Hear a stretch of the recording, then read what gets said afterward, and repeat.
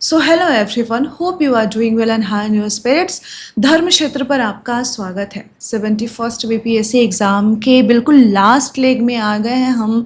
मुश्किल से 4-5 दिन बचे हैं एग्ज़ाम के, और ये वो समय है जहाँ पे हमारे सारे फियर्स, सारे एंजाइटीज़, पास्ट के सारे रिग्रेट इसी समय का ऐसा लगता है कि इंतज़ार कर रहे हैं और हमारे ऊपर सब कुछ हावी हो जाता है, राइट।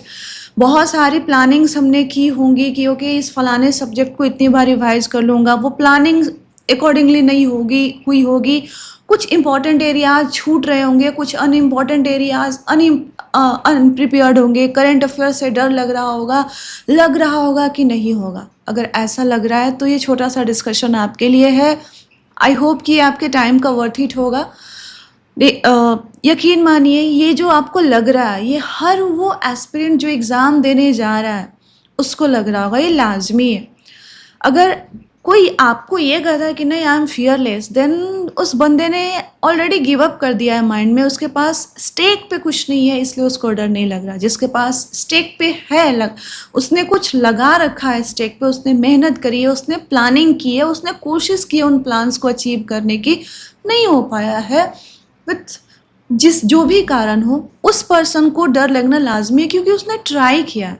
जिस बंदे ने ऑलरेडी, अगर कोई ये कह रहा है कि मुझे डर नहीं लग रहा है, इट मीन्स कि that person is just already, उसने गिव अप कर दिया। तो अगर डर लग रहा है, डाउट हो रहा है, गिव अप करने का मन कर रहा है, ये सब नॉर्मल है। बट इसी डर लगने में, इसी डाउट के साथ गिव अप नहीं करना है, गिव अप नहीं करना है। देखिए, जहाँ तक डाउट की बात है तो रामचरितमानस में एक प्रसंग है जहाँ पे महादेव पार्वती से कहते हैं कि देवी, जब इंसान शंका छोड़ देता है तो शंकर बन जाता है। यानी जब अपने आप पे डाउट करना छोड़ देते हैं और कंप्लीट फेथ के साथ एक्शन लेते हैं, उस समय आप क्रिएटर बन जाते हैं। क्योंकि ईश्वर भी आपके थ्रू ही, आपके कामों के थ्रू ही अपना एक्सप्रेशन चाहते हैं। तो आप जिनको भी मानते हैं उनमें अपना फेथ स्टोर करते हुए, उनको याद करते हुए, उस शक्ति को, आप जिस भी रिलीजन के हैं, जिनको भी मानते हैं, उस शक्ति को याद करते हुए, उनसे अपने आप को कनेक्ट करते हुए आपको बस करते रहना है। देखिए, परफेक्ट तैयारी जैसी कोई बात नहीं होती है। हमेशा केओस में हमेशा जो प्रिपरेशन होता है क्योटिक होता है, कुछ छूटा होता है, कुछ रह गया होता है, कुछ ज़्यादा होता है, कुछ कम होता है। अनबैलेंस क्योटिक प्रिपरेशन ही होती है हमेशा, और इसी में अपना बेस देना होता है। बेस देने का मतलब है कि जितना हम कर सकते हैं लास्ट सेकेंड तक करते रहेंगे। एंड एग्ज़ाम हॉल में जो जा कर के जब पेपर मिलेगा 150 क्वेश्चन में, जितनी हमने पढ़ी है उसकी पूरी जान लगाकर, पूरी नॉलेज को अप्लाई करके आएंगे। ये बेस देना होता है। बेस्ट देने का कहीं ये मतलब नहीं होता है कि बिल्कुल आइडियल जो हमारा इमेजिनेशन है, अजम्पशन है कि okay 365 days 8 hours a day without any distraction, without any deviation, this is not ideal. ये आइडियल ऐसा होना चाहिए, बट ये आइडियल है, प्रैक्टिकल नहीं है।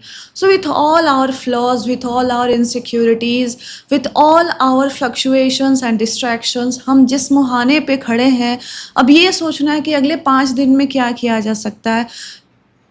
इम्पॉर्टेंट एरियाज़ को रिवाइज़ करिए, बार बार रिवाइज़ करिए। लगेगा कि याद नहीं हो रहा है, कुछ भी याद नहीं है, और ये बहुत ही लाजमी है, बहुत नॉर्मल है ऐसा लगना। बट यकीन मानिए, जब चीज़ें आँखों के सामने से गुजर रही होंगी, वो आपके माइंड में, वो आपके सबकॉन्शियस में पेनिट्रेट हो रही हैं, फ़िल्टर हो रहा है नॉलेज, और जब एग्ज़ाम हॉल में जाएंगे आपके सामने ऑप्शन आएगा, वो बिल्कुल आपको याद हो जाएगा। तो बिल्कुल नहीं डरना है। गिव अप करने का ऑप्शन ही नहीं दिया मैंने आपको, गिव अप करना नहीं है। आप एग्ज़ाम देकर आइए, फिर साथ मिलके मेंस के कुछ इंपॉर्टेंट एरियाज़ की तैयारी करेंगे, that is different thing. But ये है कि करते रहना। देखिए कि कुछ, अगर कोई इंपॉर्टेंट एरिया है जो आपको पता है, हिस्ट्री हो गई, ज्योग्राफी हो गई, पॉलिटी हो गई, बिहार स्पेशल करंट अफेयर्स, अगर इनमें से कुछ छूट रहा है तो हमें कुछ इंपॉर्टेंट एरिया छोड़ना नहीं है, राइट। हमें इतना देख लेना है कि जो इजी सवाल है वो हमसे ना छूटे। समय अभी भी है, हमें ऐसा लगता है कि समय ख़त्म हो गया। देखिए, ये मेरे लिए भी लागू होता है और आप सबके लिए लागू होता है। हर वो बात जो मैं यहाँ से बोलती हूँ, पहले मैं खुद को ही बोल रही होती हूँ, राइट। कि हम जितना समय ये सोचने में लगा देते हैं कि होगा नहीं होगा, क्या होगा, लेट हो गया, जल्दी हो गया, रिग्रेट में जितना समय लगा देते हैं और वरी में लगा देते हैं। या तो हम पास्ट के बारे में रिग्रेट कर रहे होते हैं या फिर हम फ्यूचर के बारे में चिंतित होते हैं। तो इन दोनों मसलों के दरमियान हम जितना समय व्यतीत कर देते हैं, उस समय को अगर हम एक्चुअली में लगा दें कि ठीक है जो होगा देखा जाएगा, अभी क्या कर सकते हैं कर लेते, एग्ज़ाम के बाद सोचेंगे, बहुत फ़ायदा हो जाएगा और बहुत कुछ हो जाएगा, राइट।